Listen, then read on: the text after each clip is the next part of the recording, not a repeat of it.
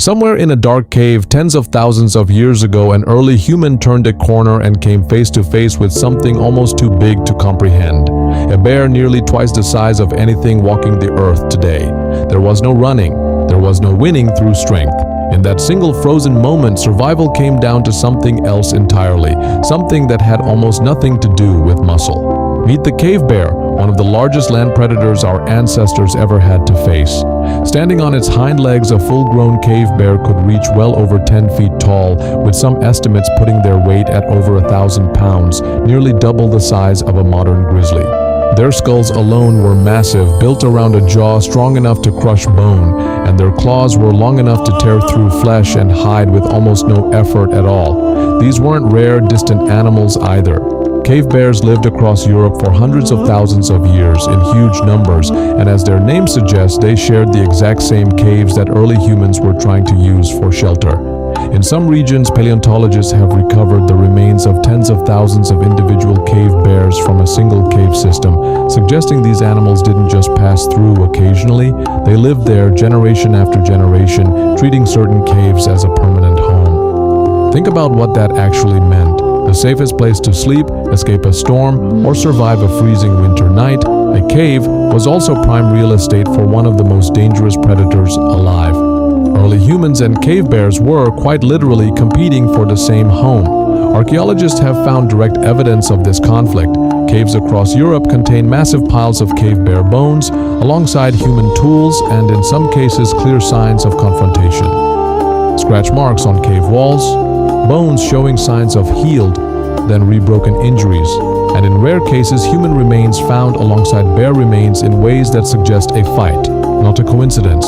Some cave floors are so densely packed with claw marks and bear bones that researchers describe them less like a single den and more like a battleground repeated across countless generations. It's worth pausing here to really picture this. Imagine needing shelter from a freezing storm, badly, with children depending on you, and the only viable cave nearby already has a resident the size of a small car, with teeth and claws built specifically for tearing apart large prey. There was no simple solution. Every single winter, this exact scenario likely played out again and again across different groups in different regions for tens of thousands of years. So how did a species without claws, without fangs, and without anywhere near the raw strength of a cave bear manage to survive living alongside them for so long? The answer isn't a single clever trick. It's a combination of factors that together gave early humans just enough of an edge. The first advantage was fire. A cave bear might have been bigger and stronger, but fire was something it had no evolutionary answer for. Early humans learned that maintaining a fire at a cave entrance created a barrier that predators, including cave bears, were far less willing to cross. This wasn't a weapon in the traditional sense, it was a psychological wall, built out of something the bear simply couldn't fight back against. The second advantage was timing. Cave bears, like many bear species today, likely relied heavily on hibernation to survive harsh winters.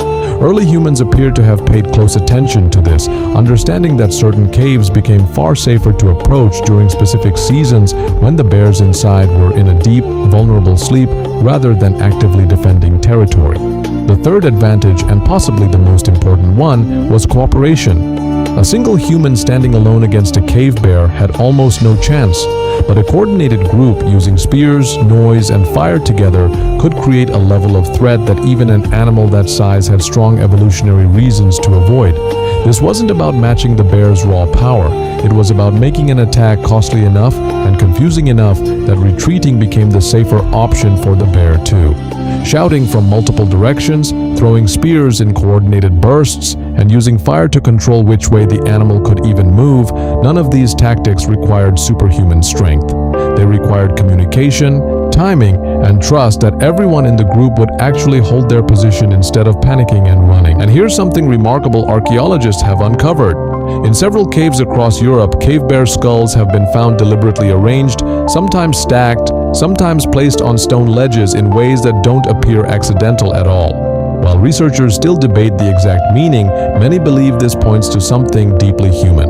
A ritual, some kind of respect, fear, or reverence directed at an animal that early humans understood was both a threat and, in its own way, a kind of equal. Some researchers have gone further, suggesting these arrangements might represent one of the earliest examples of symbolic thinking we have any evidence for. Humans not just reacting to a dangerous animal, but building meaning around it. A creature powerful enough to kill you, but also worthy somehow of being honored after death. That's a remarkably complex idea for a species we sometimes picture as simply struggling to survive day to day.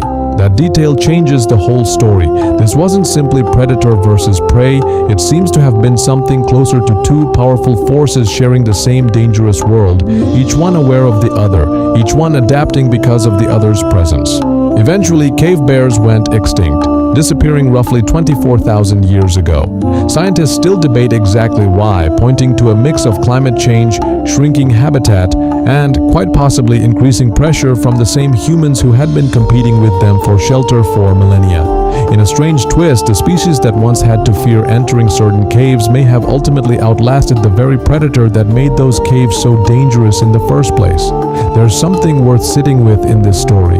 Early humans didn't survive the cave bear because they were stronger, faster, or better armed. They survived because they were smarter about timing, they understood fire as a tool no animal could counter, and they figured out that working together turned a group of relatively weak individuals into something genuinely formidable. That same pattern, using intelligence and cooperation to overcome threats that couldn't be beaten through raw strength alone, has repeated throughout human history again and again. In a very real sense, the skills that got early humans past a cave bear in the dark are the same skills still solving problems for us today. If this gave you a new appreciation for what our ancestors actually had to face, hit subscribe. I post videos like this every week. And let me know in the comments. Be honest, would you have had the nerve to walk into that cave?